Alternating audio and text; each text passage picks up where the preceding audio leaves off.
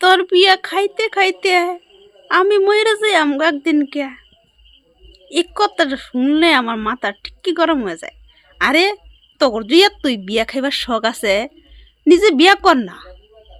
মানুষের পিছে কিলিয়া ফরস রে, মানুষের গাঢ় কিলিয়া সাফাস একজন রে। আমার করার ইচ্ছা নেই, আমি করতাম না। হনে যখন সময় এব তখন আমি করাম না, ঠিক না কৌ তো বন্ধুরা? আমার ইচ্ছা করতেছে না করবার লাগিয়া, আমি করবা চাই না বিয়া।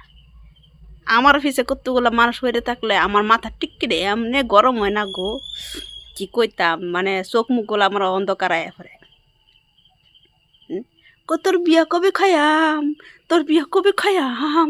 সালা খাইবা লেগে খাইবা লেগে 10টা তো জিবা খালি লেলা করতেছে। আমি কইও দিছি একদিনকা আমার বিয়ার মধ্যে কিচ্ছু খাওয়াইতাম না। আমি যদি হয় কিচ্ছু খাওয়াইতাম, নিরামিষ খাইবা, ডাল ভাত খাইবা।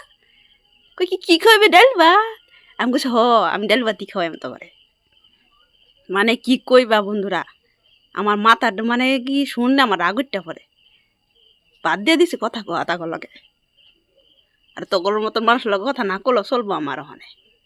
সত্যি হয়েছি, মানুষ মানে কি খাইছে না কোনো জীবনও এরম এরম করবো?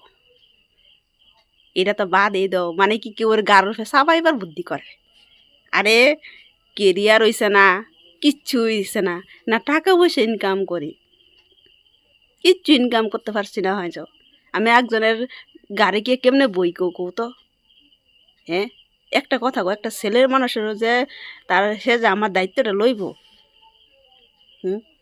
নিজে তো নিজের দায়িত্ব আগে লওয়া শিখতে লাগবো না, তারপরে তো অন্যের কাছে যাই না।